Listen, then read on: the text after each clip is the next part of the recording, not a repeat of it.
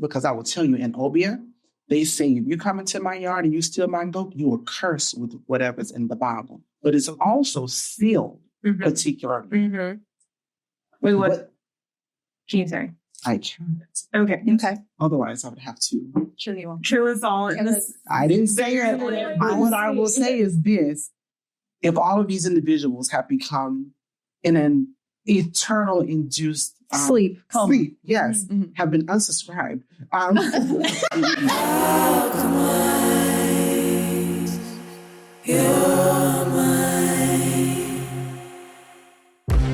And we're back. We're so excited to welcome Addie Rice, the Valley Witch from Sawtee. Hello. And Queen Cotalia, the Hoodoo Queen of the Imperial Court, Milner Meadows Denali. Sure. And of course, me and Brooklyn are here to entertain you. We're back.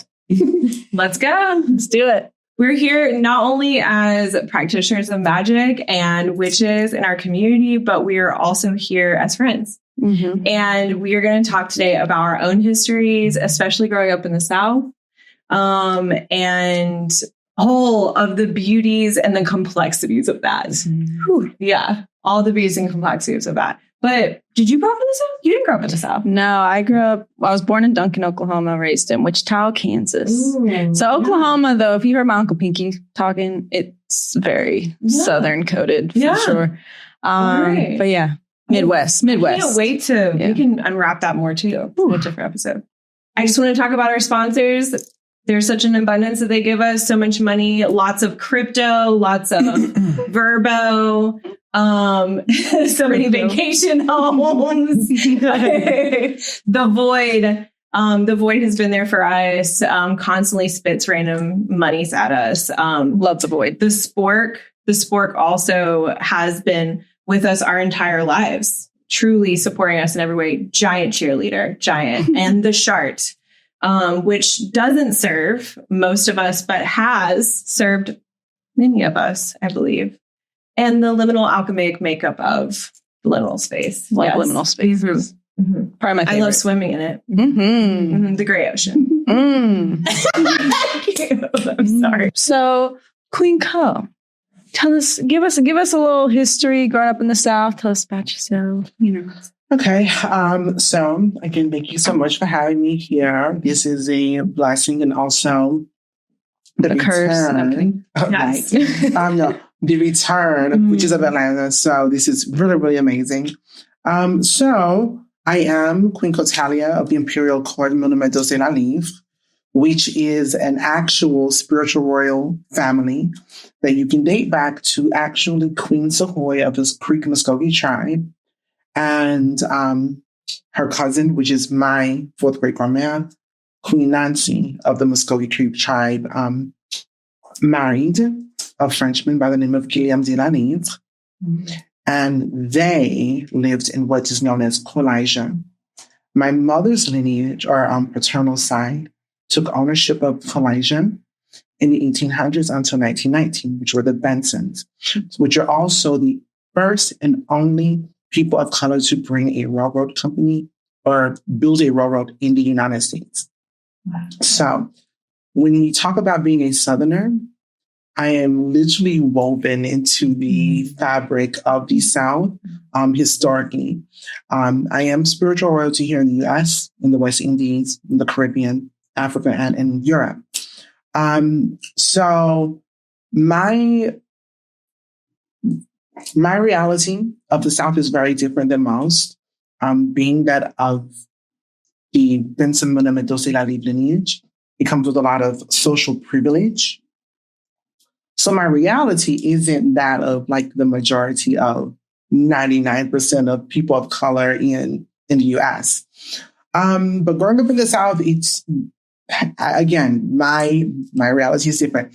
A lot of people experience a lot of hardships and those things. On my mother's side, we have 0 enslaved people, So having that reality shapes things incredibly differently. So like my upbringing was great. It was wonderful. I haven't had really any issues, any problems.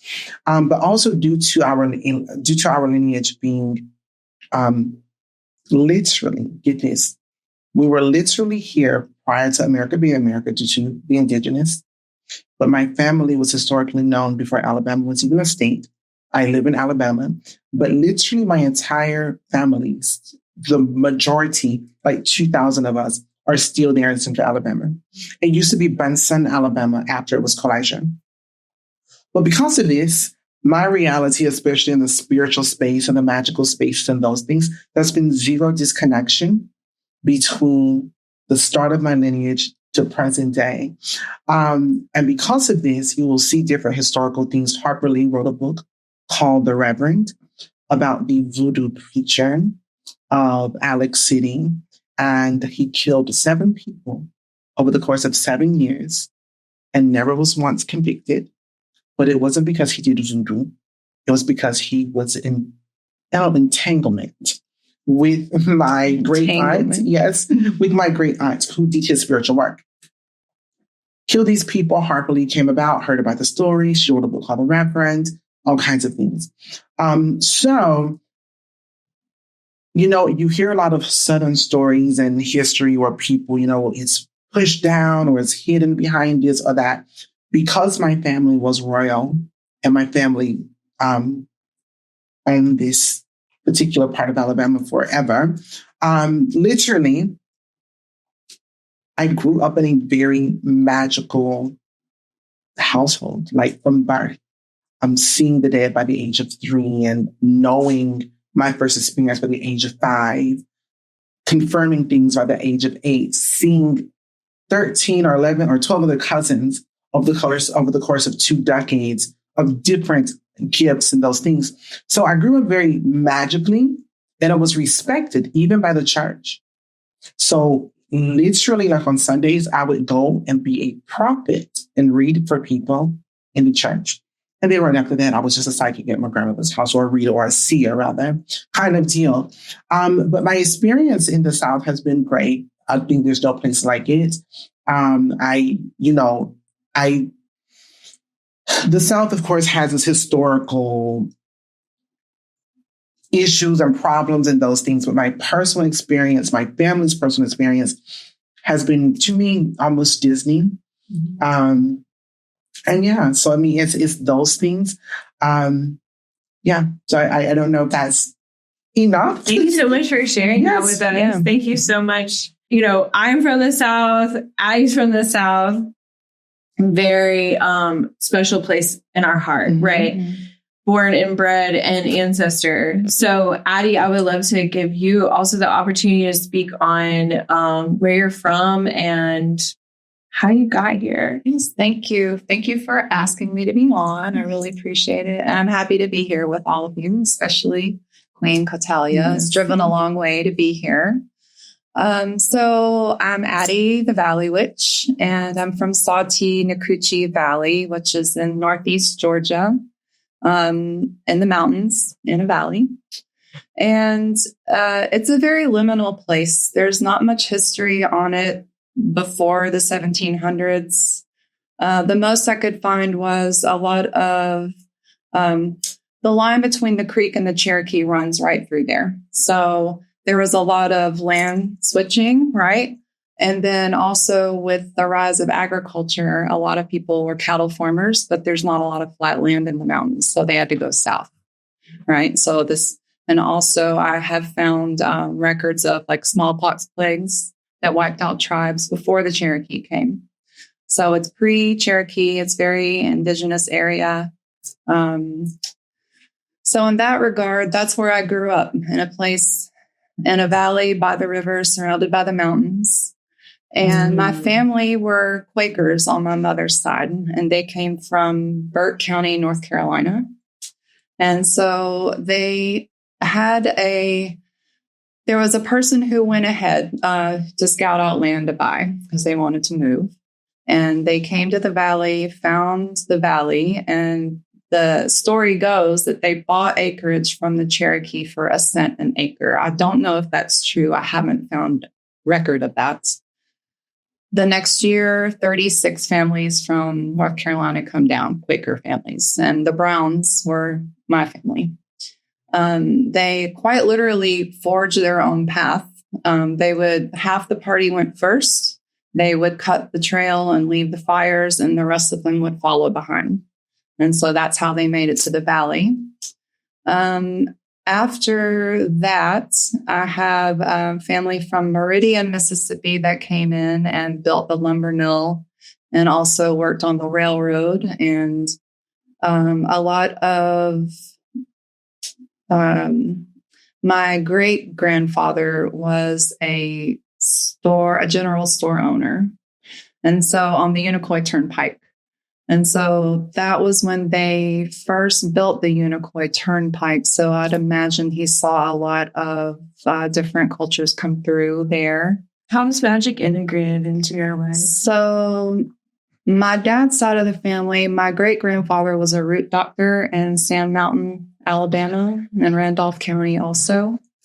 And he was called Doc because he knew all the uses of plants and how to help people. And he was also a preacher. So he was Doc Rice, and that was something his daughter was my grandmother. And growing up, she was always just cooking in the kitchen. She was a kitchen witch. But my maternal great-grandmother was really the one who made like the elderberry jam, the elderberry jelly, the wine. Always canning, always gardening. She had kitchen witch. My mom was telling me a story about how she had 3 gardens up over like a 20-acre plot of land. And when there's a road where I live that's very well traveled, and when that road was extended past where it already ended, it went through one of her gardens.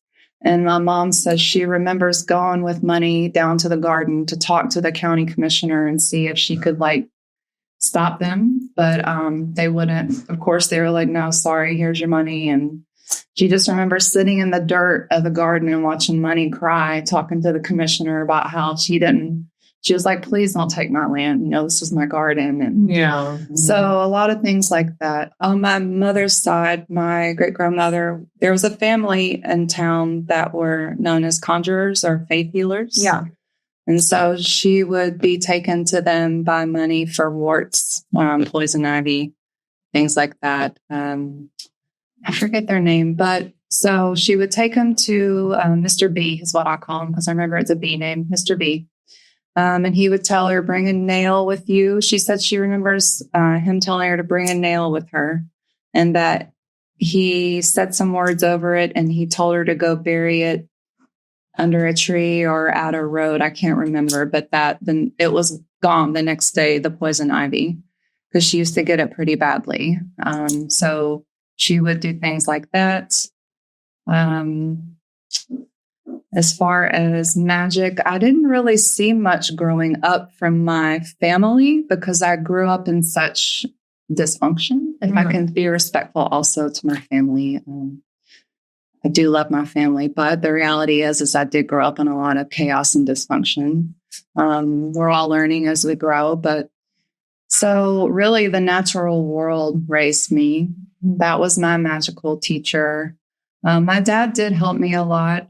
He would teach me how to pray in the woods and to be quiet, walk quietly, to observe, to really listen to what you're seeing and feeling, instead of just hiking through and not really, noticing anything. So I just remember that, like, he would build a fire and he would pray and then he would let me be and I would do my own thing. And it was a nice balance with the dysfunction. So I feel like the thing that my parents did give me, I was really thinking about it, is the gift of a magical community. Mm. So I really grew up seeing a lot of granny witches.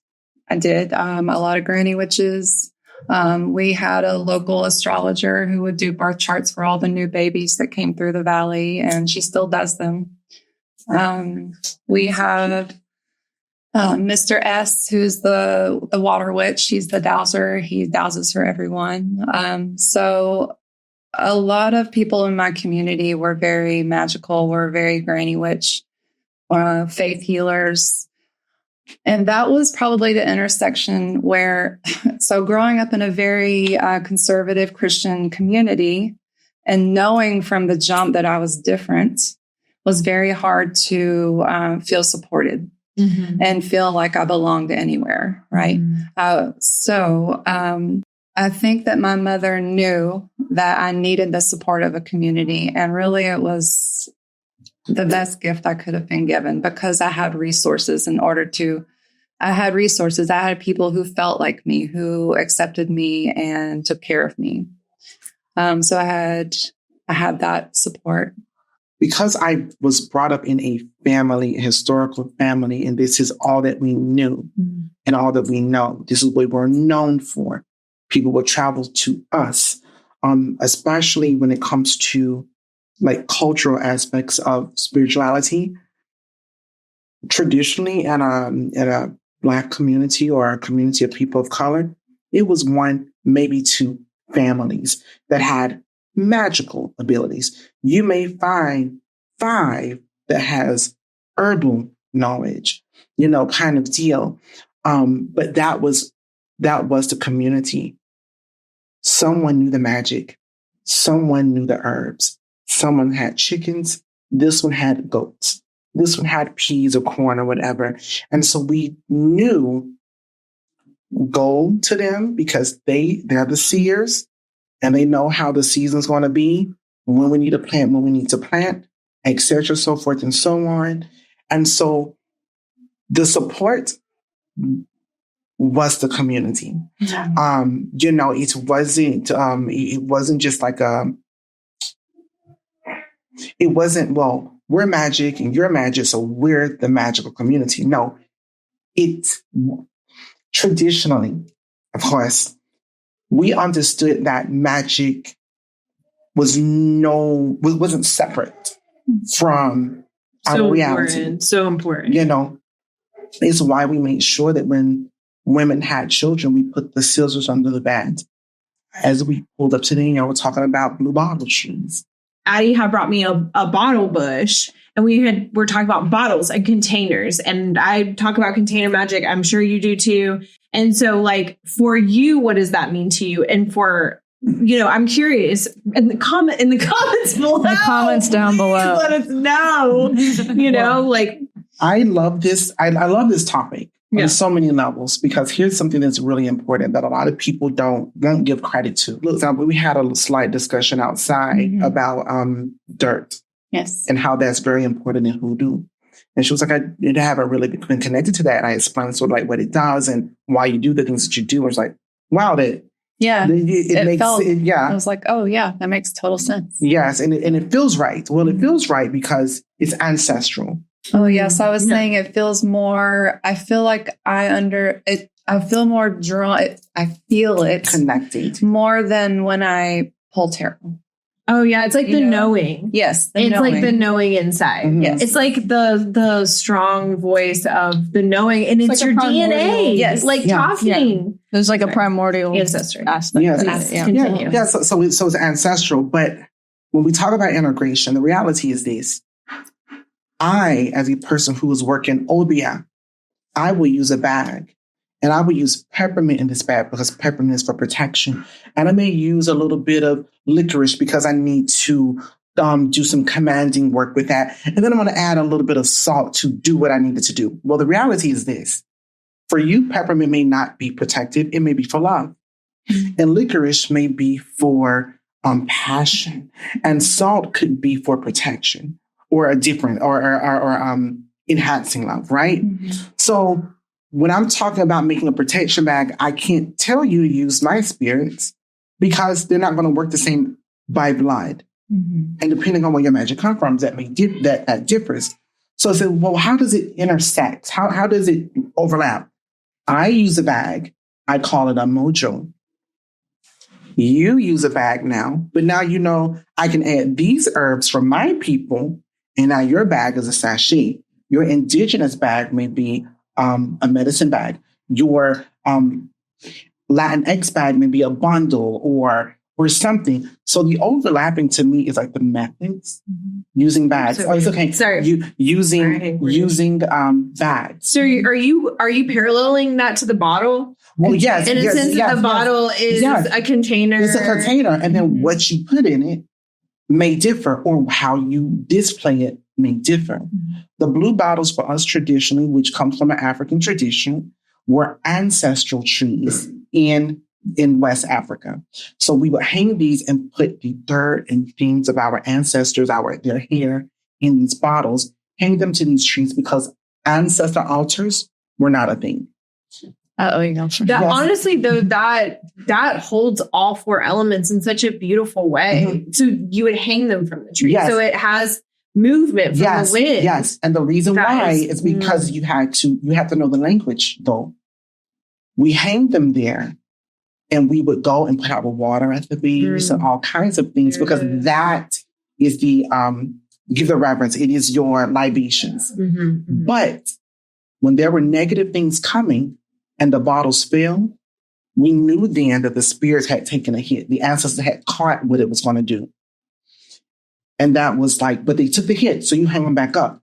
But if the bottles broke, you now know whatever's coming is going to affect you in a bad way. Once we had the transatlantic slave route, those bottles did not become ancestors. They had to be our protection. So then we had to put protective herbs and things into there. And then when it got hit, if it was magic or mundane, we knew, okay, something's coming, but we're good. But if that bottle hit the ground and broke, then we know we got to armor up because we're about to have to fight kind of deal. And so you have to know what I call your ancestral spiritual vocabulary, or your psychic spiritual vocabulary, or just your cultural education to know what these things are. But you now will have a bottle bush.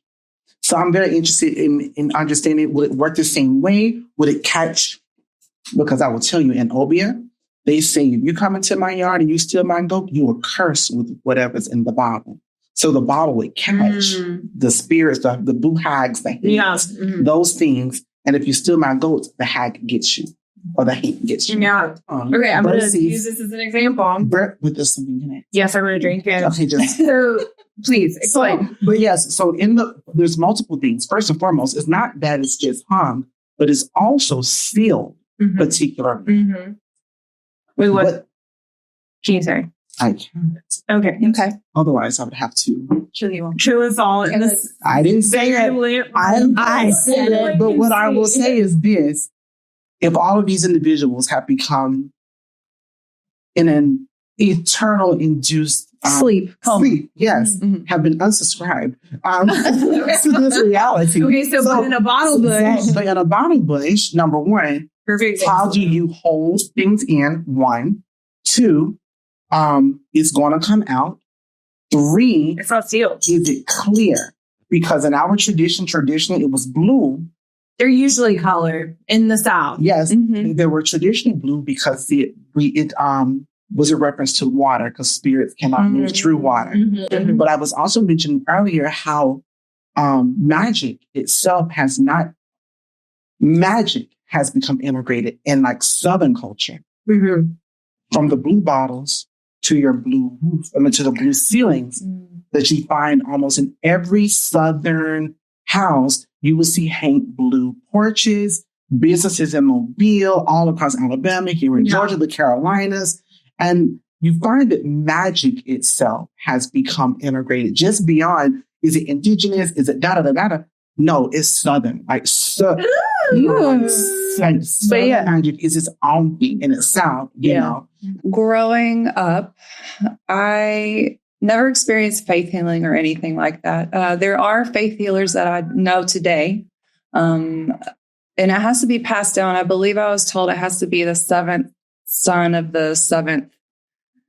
7 and 7, it has to be passed down. So I met this guy, and he was the seventh son of it has to be from woman to man is what I was told, or woman, female to male, but it has to be the seventh child of the seventh someone is what I was told. Was it the seventh son of the seventh sign? Yes, seventh son of the seventh son. That's what I've always heard. Yes. Okay. Thank you. Interesting.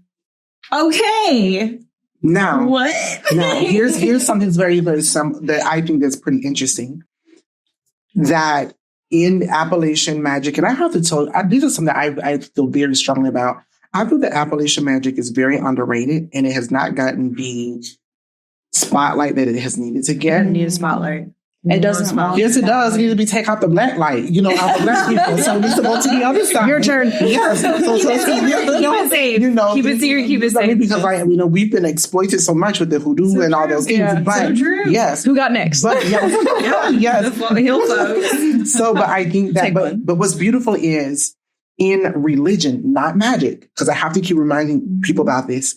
Religion in ATR's traditional African religion, the only priests that are gifted are the sons. So you will see that it's a paternal thing. So, and it's always, I don't think it's sevens, but also in the African religions, traditional religions, odd numbers are very specific. Whereas in the magic and hoodoo, Obia, Greek, Guinea, Wanga, Kimbla, etc., so forth and so on, it's even numbers. And I don't know if this goes into the indigenous aspect of things, but you will see that it has more of a maternal or female-oriented, which in the indigenous spaces, the females are the medicine holders. They are the top dog of the species. So I thought it was interesting bringing up the seventh sign and how in our religion, it is the paternal males, but in the magic, it can be either. But that was interesting. It is interesting because there's so much overlap there, I believe, because it was indigenous before Christianity came, right? So there were herbalism. The natives knew what the plants were. So when we came over, they taught that magic was shared, or that knowledge was shared. And then you have the Christianity religion on top of that. And then over time it blends. And then you have things like faith healing and things like that. But they don't call it, they don't want to be, because it came from God, it was a gift from God. They were not witches, or they were not, they were able to avoid that title and be considered. Yeah, they were able to avoid the stigma, still be considered Christian, still go to church, but still practice all these ways that were given to them by Native people, right? So in that regard, that is kind of, that feeling is what I grew up in. And so knowing that I wasn't Christian, I didn't feel any tie to that religion at all. I grew up feeling kind of like under the, in the closet, I suppose, in the broom closet. And then the integration of also African slaves, especially raising white children and integrating with story and experience, because I'm sure in many families, children spent more time with those who are taking care of them, their governess, or whatever the term would be, and learn in that way too. I feel like that's something that I saw in my family for sure. Is like, they weren't called slaves, but there were a lot of Black people on the land who were paid, but still the hierarchy and the oppression. And we know the history, but I know for a fact that everyone was not raising the children. The parents were raising the children, who's raising the children? And when those stories are passed down and there's love there, or there's relationship there, it becomes integrated too. Whether there's a story, even with the indigenous people of this land, it's like so terribly treated. However, the cultures have come and they have married one another and they have meshed. And to me, pulling them apart can be hard. It's very hard. Sometimes it's easy, but sometimes it's hard. And I think nowadays, especially with the internet, it is so muddy and so exploited. And so I don't know. I'll tell you this for me. Please. And Brooklyn, I'll also like to hear your thoughts on this too. I take that back. Do not take that out. I know that people are always advocating on decolonizing music, decolonizing hairstyles, decolonizing food choices, decolonizing everything under the sun, but religion and spirituality. Would you agree? 1,000 and million trillion %. Yeah. And the reality is this. Again, there's a comment section below. Fight me there. But the reality is this. A lot of people, I don't even feel that the magic is integrated into Christianity. I think people has just been so indoctrinated that they will not let certain aspects go. Yes. So you can take Jesus out of the Baptist church, wrap him in kente cloth, incense, and some beads, and you cannot call that hoodoo what you find. That is Jesus. You just rebranded it. Yes, you just rebranded JC. Repackaged. Yes. And you will find even in this modern day that Black people in general, honestly, the majority of them will go, that's the devil shit. I don't know if you can cuss on your podcast. Oh, yeah, we do it all. Wonderful. That's devil shit. Or that's devil stuff. We don't do this. Or whatever. That's devil. That's devil. It's demonic. Oh, too bad. Too late. So, too late. So, it was said in that way, but was also said in a space of don't do this because it can be dangerous. There was a respect there. So if you didn't know about it, you didn't get involved. Kind of deal. Yeah. So even that was a sense of respect in the community. But it definitely becomes more tense when people forget what's really going on. But also here in America, a lot of people don't know this, but I know for us, and I think another tribe in the West, we'll take our sacred days and put them behind Easter and Christmas and all kinds of things. So in the Caribbean, we mask it behind Catholicism. You see us and we're out and we're celebrating and you're thinking, oh my gosh, it's Easter. How great. Yes, Jesus is your friend. You get across, you get or whatever kind of deal. It is like that. And it's that thing. But the reality is, we're playing our music. You don't understand what our music is saying. You don't understand what our little dancing, our steps is. It looks like to you we're just having a good time. But our feet patterns, 1, 2, 1, 2, 1, 2, or 1, 2. All of these are things that we have done so that we can hold true to our spirit, to our blood, to appease you and so that we can live. Because when you go to a Baptist church specifically, which is where you begin to see this. You see this space of essentially a possession, which, like in the Bible, though, is not very specific. Like when they say about being possessed by the Holy Spirit and speaking in tongues, they're not very clear on what tongues, what language.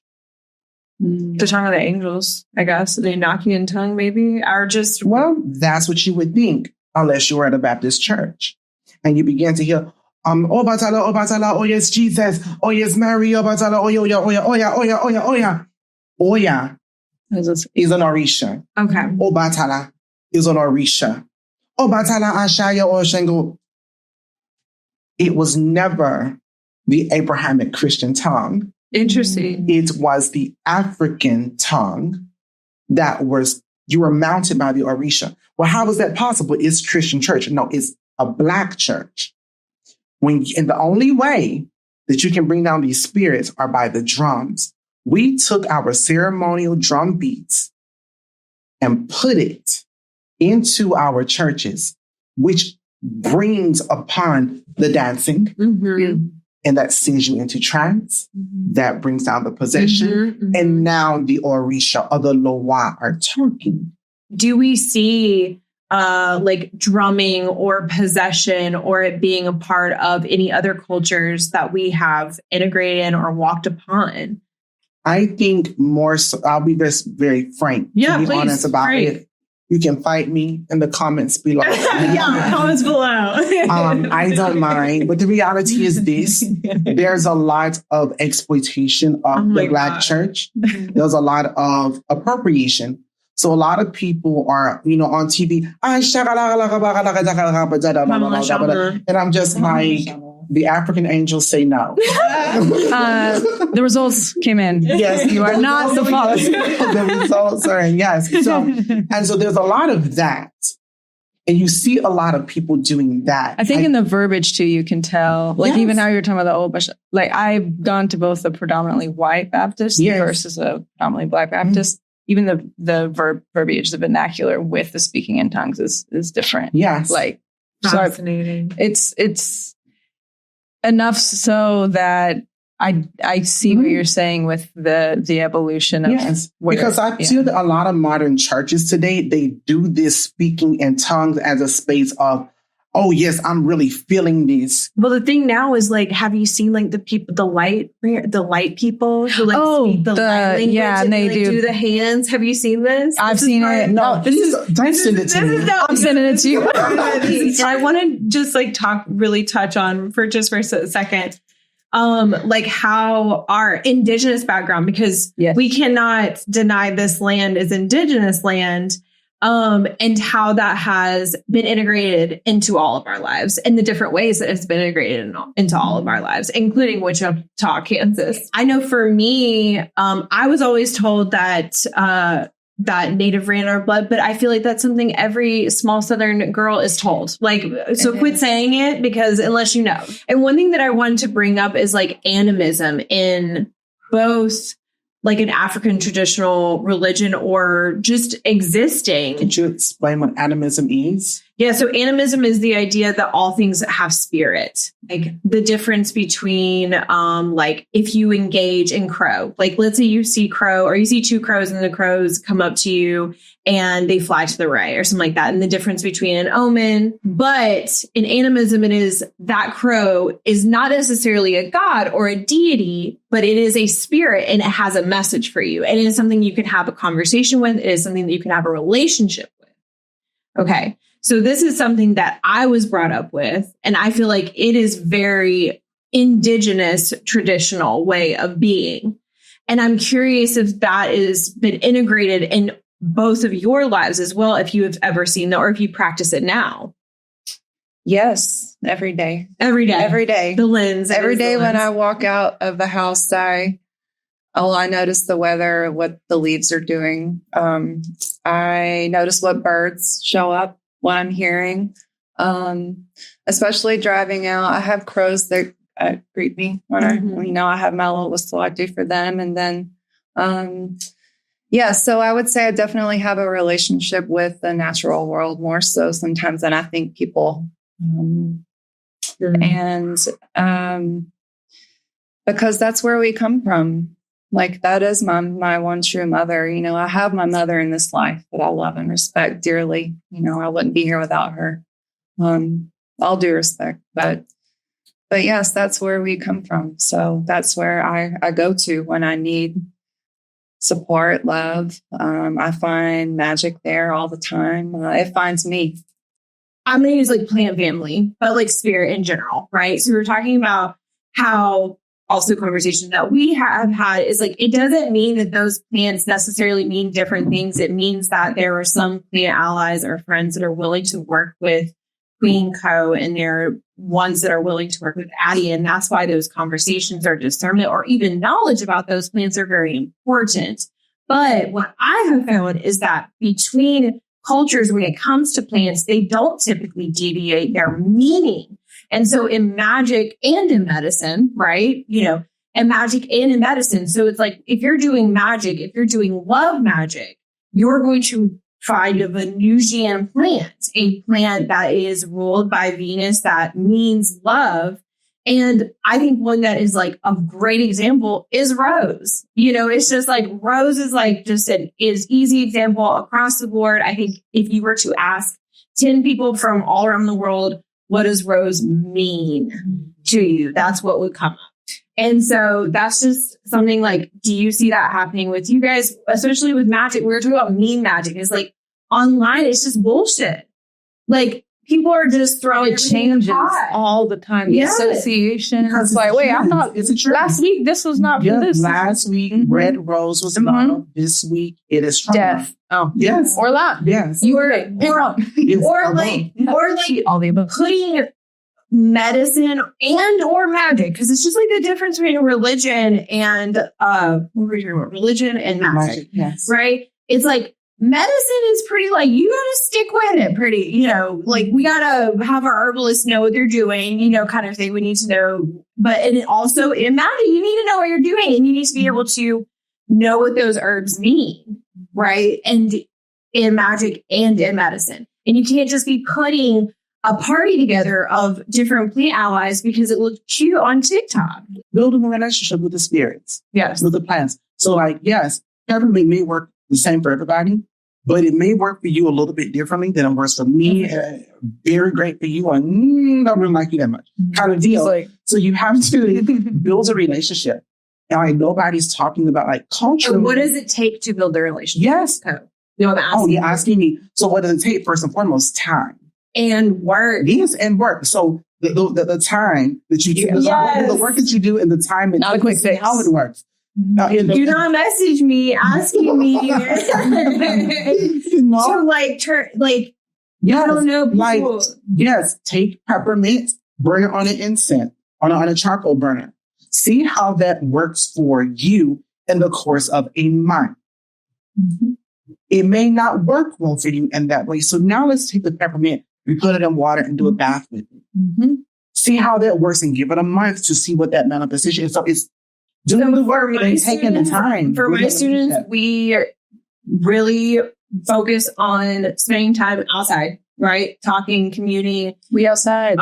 And just getting entertaining, right? Communicating, giving offering and creating a relationship of reciprocity with the land, period. That's first things first, right? Mm-hmm. And then when we are given the space and time, the time of year to forage or get those herbs, we have conversations with them before we work with them, right? We discern always. We always ask spirit, but we also ask the herb, like have a conversation with them. Do you want to participate in this party? Mm-hmm. Right? This is just how I teach. Mm-hmm. So it's like, Are you doing any of that? Are you just watching a tiny blurb infomercial from the Love Witch who has, and I don't know, God, I don't know, is there a Love Witch? I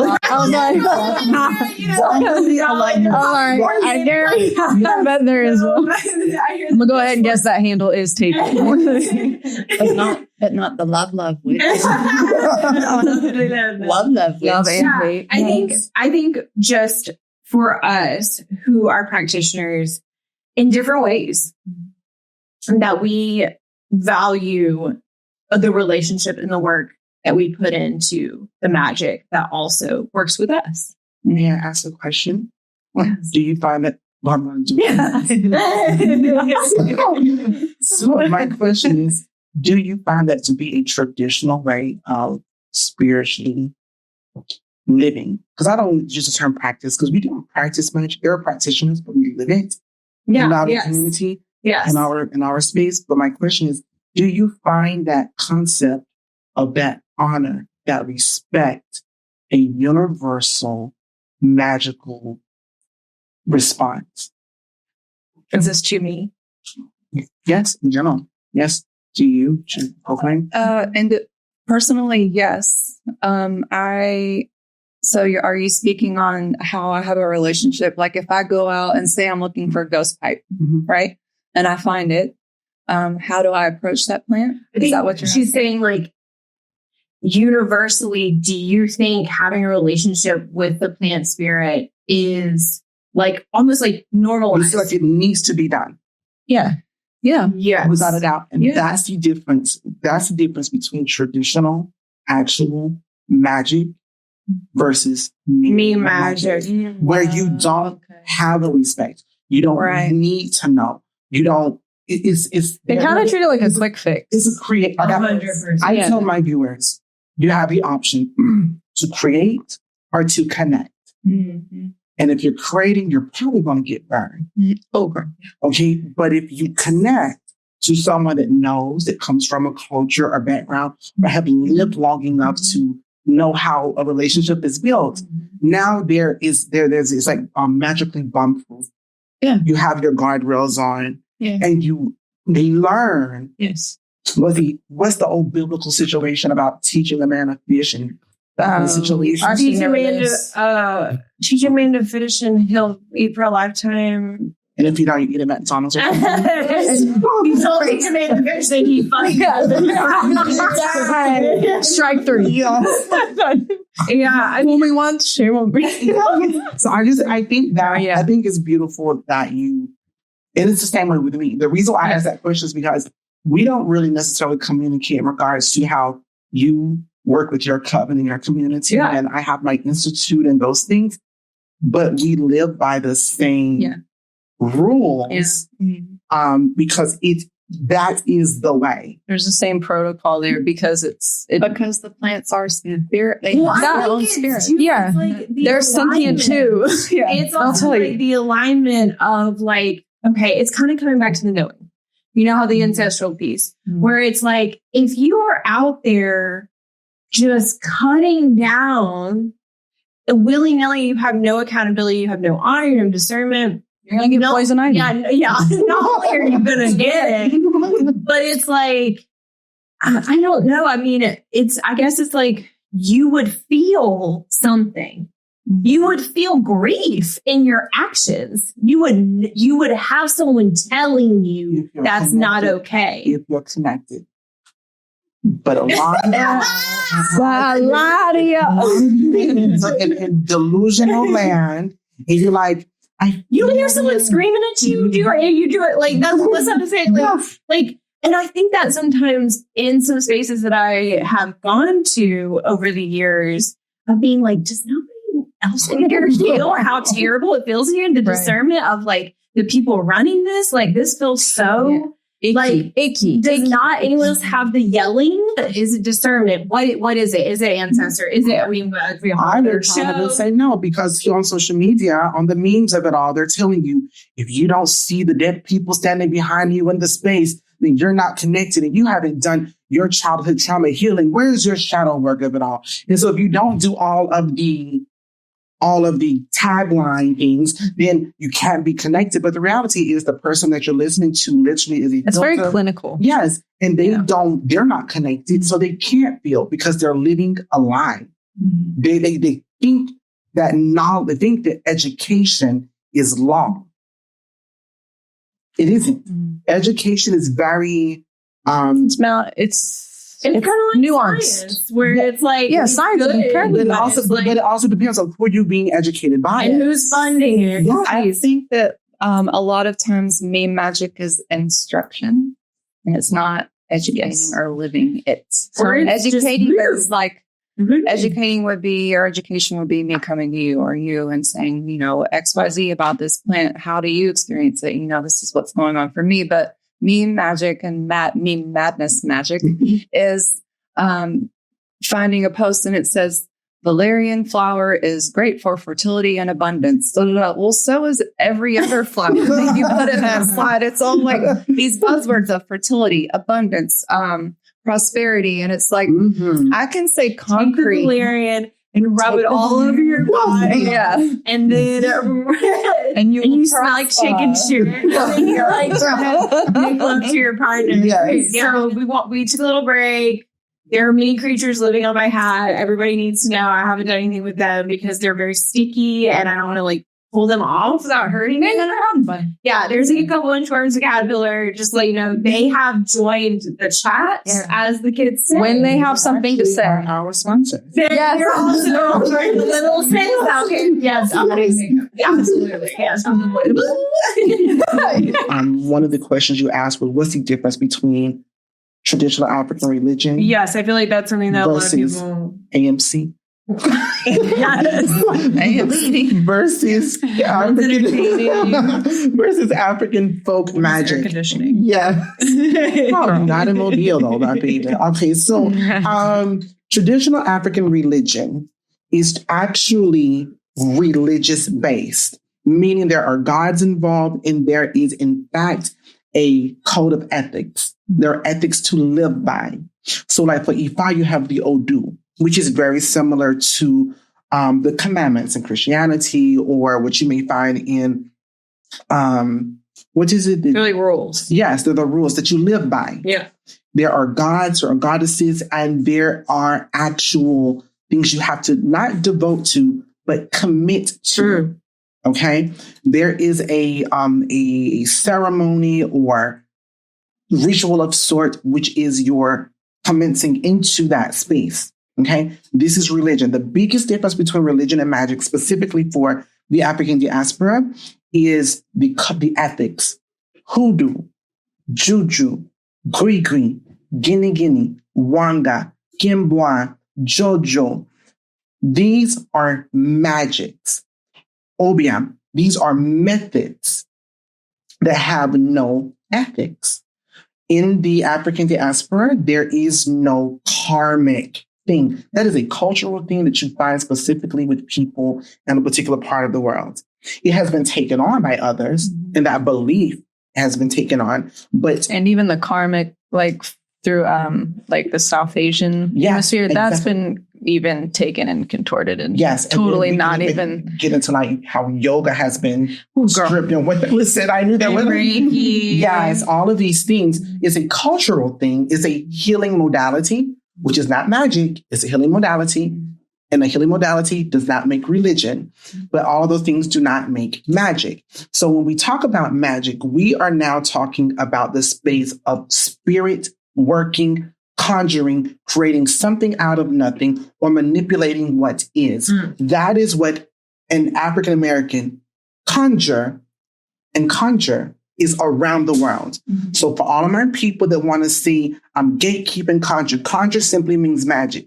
So if you hear about European conjure, you're going to hear conning work, Appalachian, Euro-American. You saying you're gatekeeping conjure? Baby, girl, tick and talk. Also, tick the tech. I'm not on TikTok. Good that for you. Might be part of it, but also I'm not trying. Like maybe I'm giving myself away, but like, isn't gatekeeping like kind of a witch's job?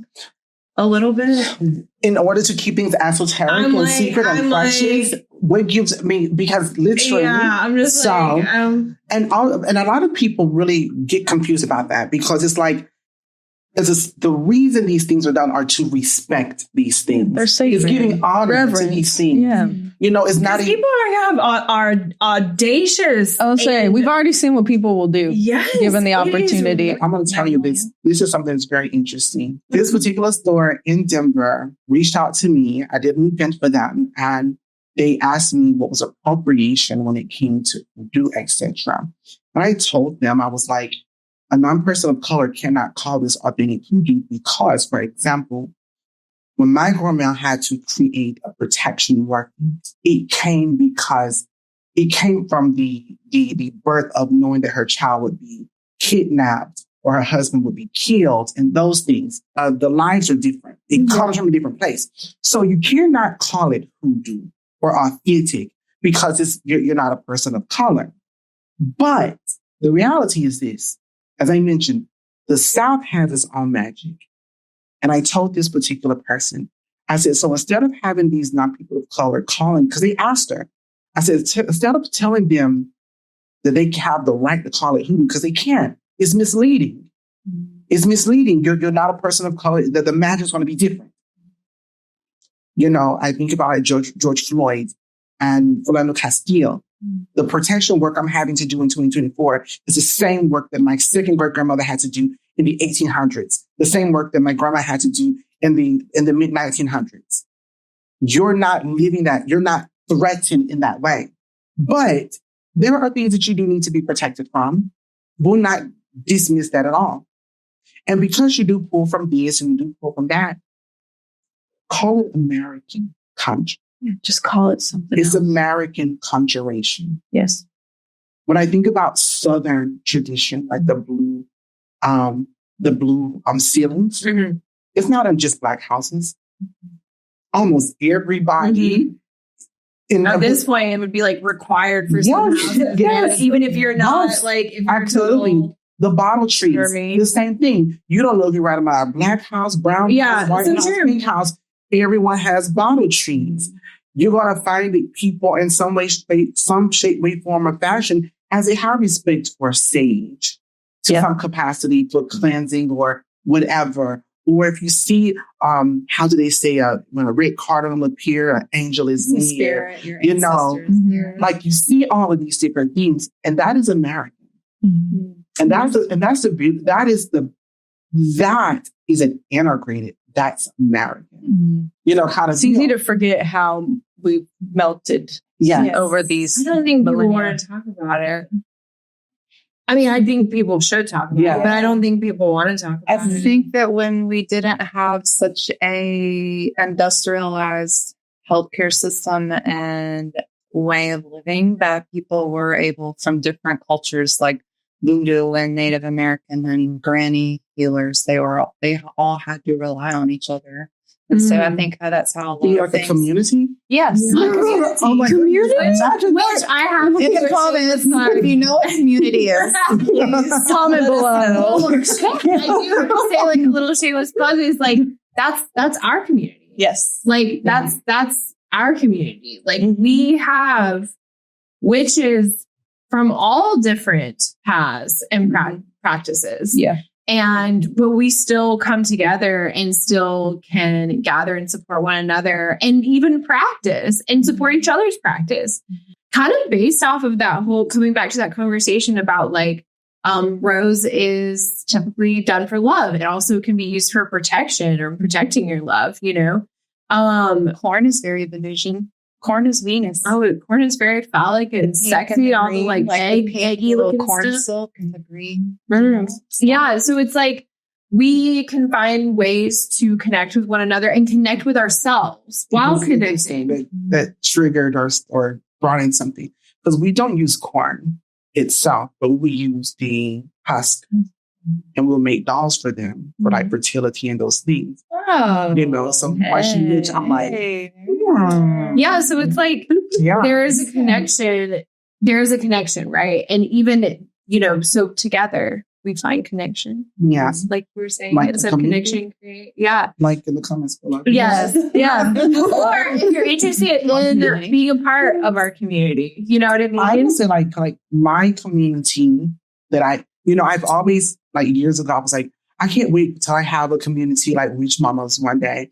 And then I was literally standing in the middle of my shop. I was like, bitch, you already created a community. It's already there. But the thing about it is like, you know, my community is primarily Voodoo, albeit Greek, but I bring VVitchMama like to Mobile, and they have a high respect for you, and they follow you on the social media you have, and they honor with VVitchMama. They are able to honor all aspects of themselves. Their Afrocentric selves, their Eurocentric selves, their indigenous selves.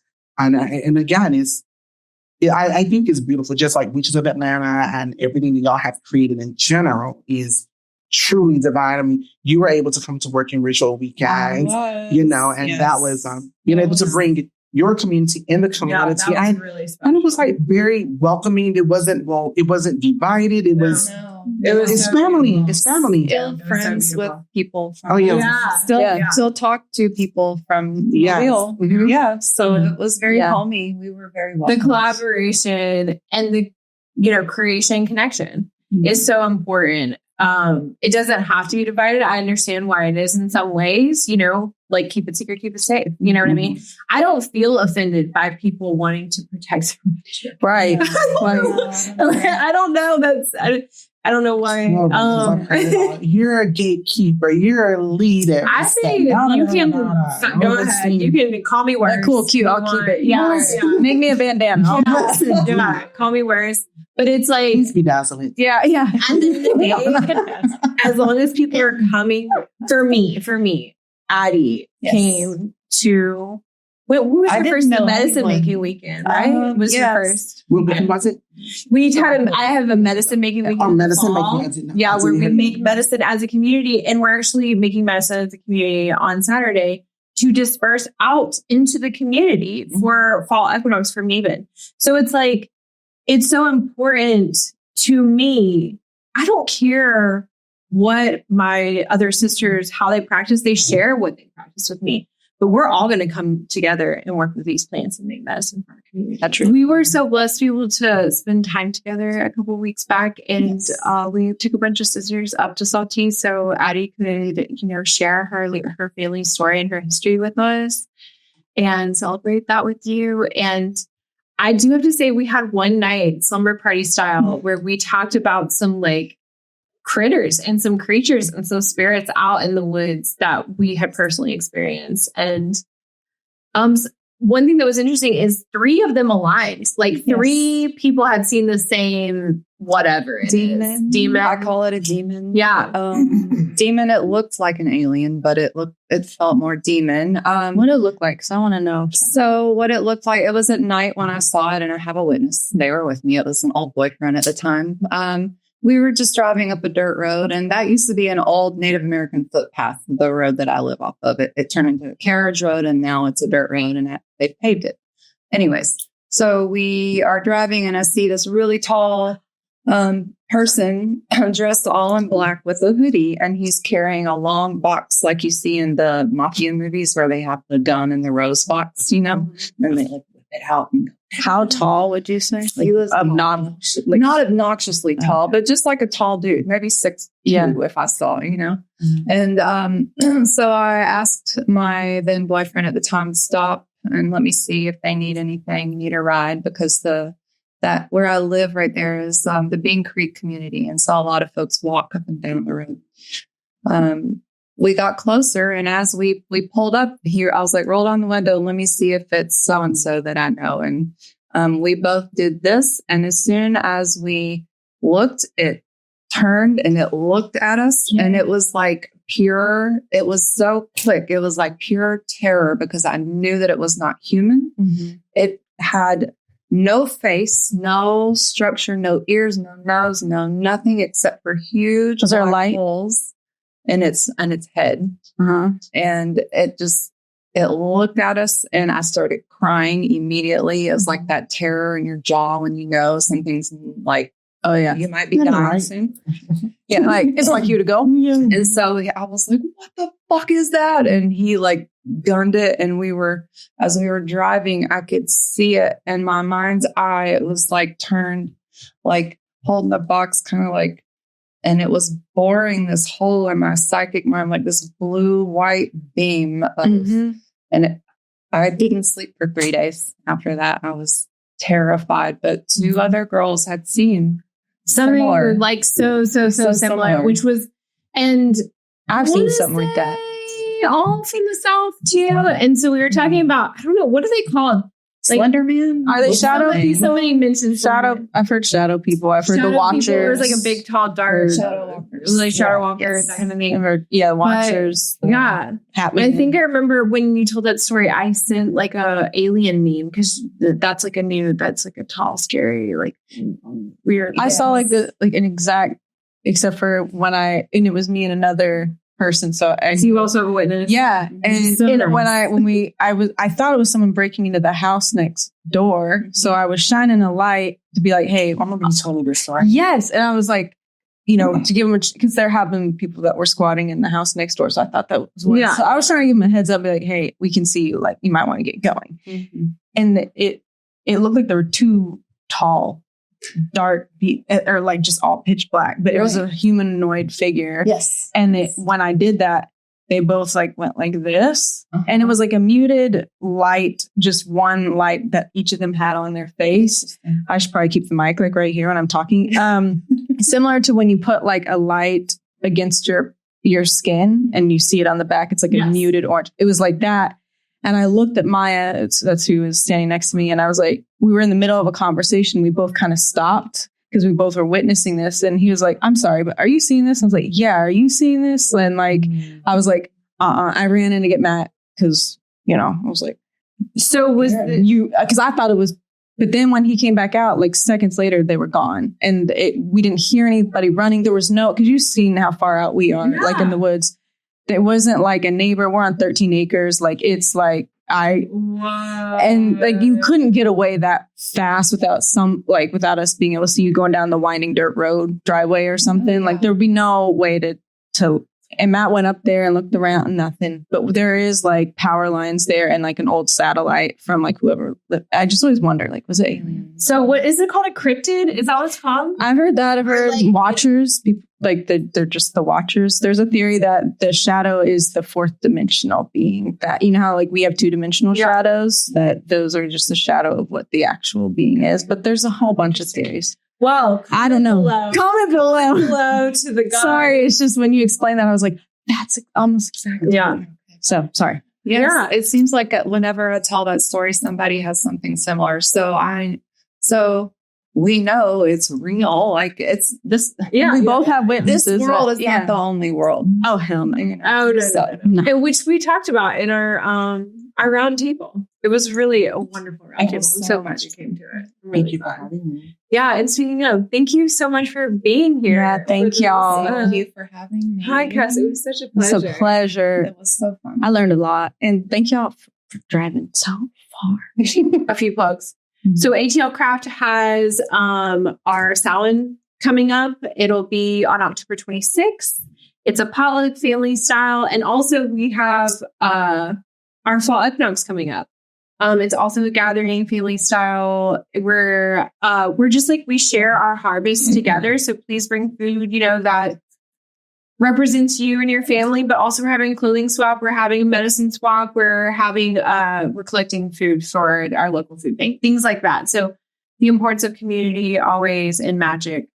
We want to put a highlight on that always. Do you have any announcements, like any plugs you want to do? You want to do any plugs? You need some plugs? I Do some will plugs. just say again, thank you for having me. So you all that do not know, I am the Hoodoo Queen on YouTube. We actually, as I mentioned, the Working Ritual Weekend is an annual situation of it all. That's coming back up. It's our third. It's called Lifting the Veil, where we are going to be, I always tell people we have the conjure fat that gives you the tools every year.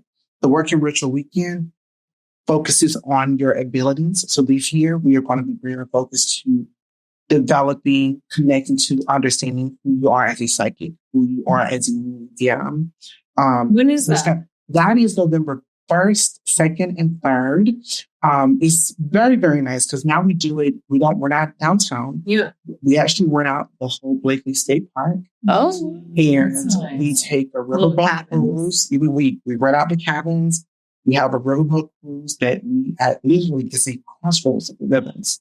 Oh. And we do a ceremony out there. And this year we're doing our Senses and Spirits soiree. So we'll have celebrity chef ride. That'll be giving us some nice little treats and things. Yeah. So, but yeah, so that's coming up, and some other things. I'm, the owner of Conjure South. So you can go to conjuresouth.com and check me out there at Conjure _South. Yeah. On Instagram. Be careful. There are imposters. A lot of them. Oh, I know. I'm like, yes, that underscore. Yeah, you gotta make sure you get the right one. That she'll put the link below. Yeah. I will. I'll do The that. link below. Mm-hmm. So so that's that for me. For me, you can follow me on Instagram if you just want to connect. I'm always down to connect with folks, and community is very important. So I'm more of a solitary witch, so community is definitely very important for me. Thank you so much for everything. And I'll put y'all's links below too. Y'all's links. And I'll make sure to put y'all's links below as well. Y'all, YAWL.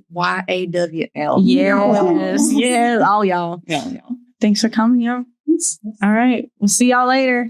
Bye.